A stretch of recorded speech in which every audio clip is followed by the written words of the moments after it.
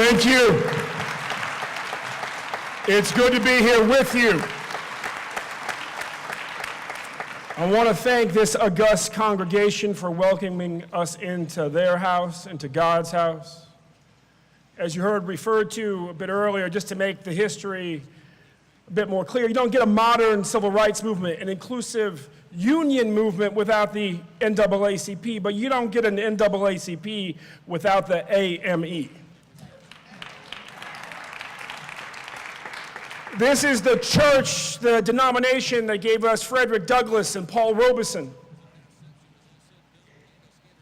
We are in a sacred place, not just for one religion, but for all of humanity. And I'm grateful to be here with you in this moment. I rushed up here from Atlanta. You know, there are some men who have taught me, like Bill Lucy across the decades, who I haven't seen in too long, and yet I'm blessed to live close enough to have no excuse.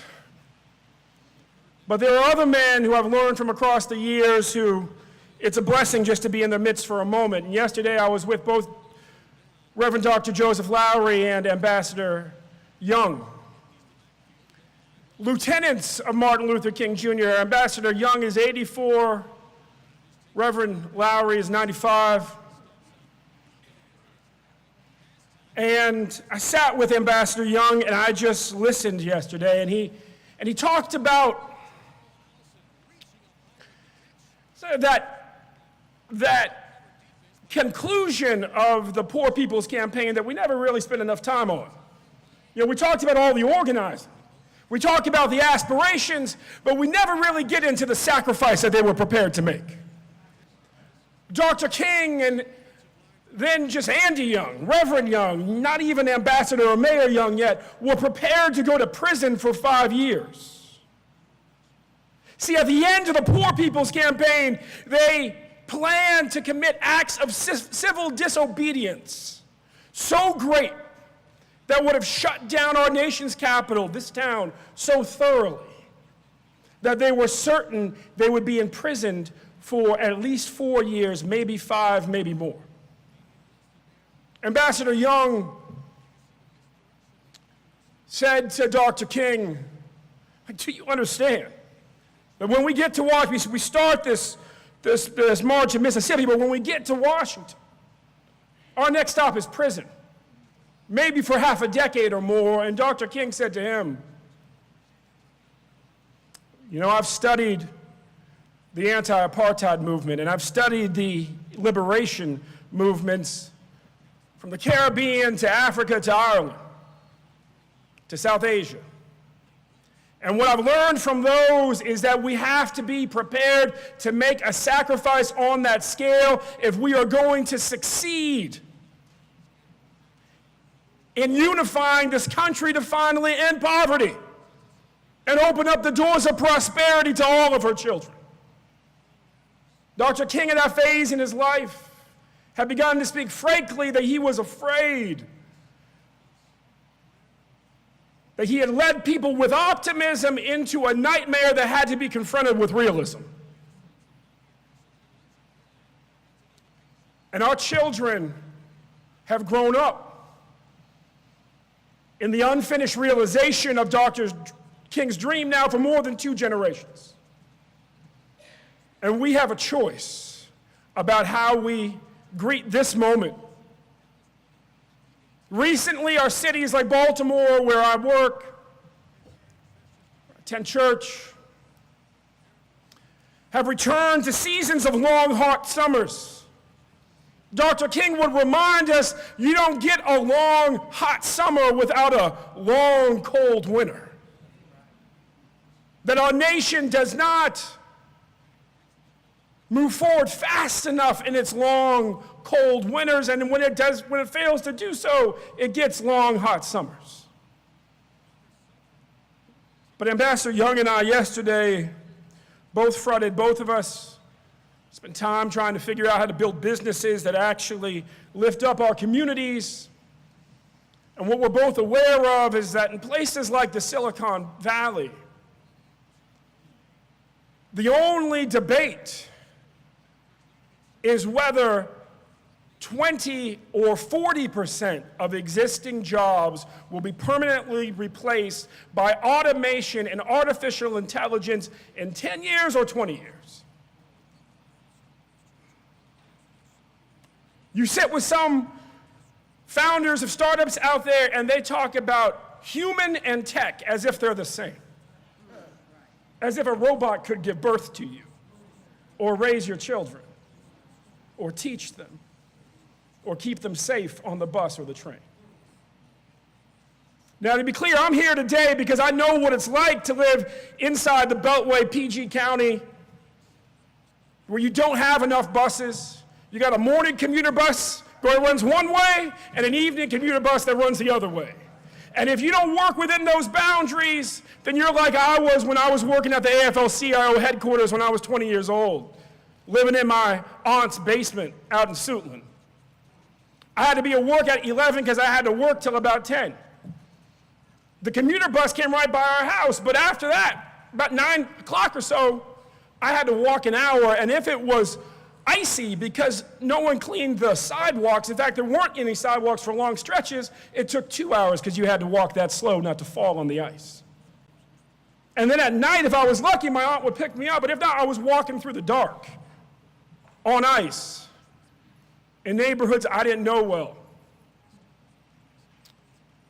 What you do, whether you're clerical, whether you're maintenance, whether you're drivers, is the business, is the work of connecting all of us to opportunity. That's what Dr. King was talking about when he said urban transit is a civil rights issue. In Baltimore, the epicenter of the uprising was in Sandtown. The transit system is so broken, so disjointed, so illogical between Sandtown and downtown because somebody somewhere doesn't have any hope for children in Sandtown. That you can walk to downtown from Sandtown in 45 minutes, which is the same time it takes to get there on the bus. Now, it's only a few miles, but the bus is no faster than your own feet. That's what it looks like when you live in a neighborhood right in the core of the city that people on high have decided to cast down low and keep trapped. Your movement, in other words, is absolutely about the lives of millions of people in this region, and at least hundreds of thousands of families who depend on it vitally. Like I depended on that bus to get to work so much that I would walk an hour or two to get to it.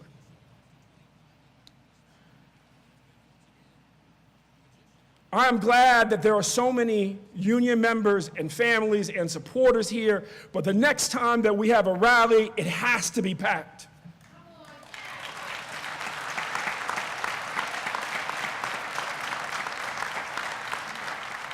As Dr. Bill Lucy, in the civil rights movement, when you get to a certain, you were a man the whole time, but you eventually just become doctor because we love you so much. As Dr. Bill Lucy trained us when we were young, there are two types of power in this country. There is organized money and there is organized people. And we are still a democracy despite what Russia may think. And in a democracy, organized people can beat organized money every day and twice on Friday, Saturday, or Sunday, depending on your faith. But you must be organized. We must be organized. This fight is fundamentally about you, yes, but it is absolutely about all of us. It is about whether or not our economy works for all of our communities. It is about whether or not somebody's children, usually our children, get cut out of the American dream. And it is time for this concern to be brought by each of you to your neighbors, to be organizing house parties, to be saying, we need you to understand this is not just about us. And that is true in two respects. First and foremost about the way in which transportation connects all of us. But ultimately, because of the changes that are happening in our economy, we are going to have a sustained workers' rights movement, a sustained human rights movement that is on fire and fighting like we have never seen before. Because the conversation in this country right now is about locking working people out of work forever. When they talk about permanently replacing, then they start talking about universal basic income as basically, essentially, welfare forever, like as if you can have people lay fallow like fields. It's absolutely contradictory with the human spirit. And in societies where unions are stronger, like in Western Europe, that is not the conversation. No, the conversation is, 100 years ago, we thought that the 60 or 80-hour work week was sacred. And then we cut it back to the 40-hour work week. And if jobs are going to decrease because productivity is so rapidly increasing, then perhaps we should share some of those productivity gains with the workers themselves.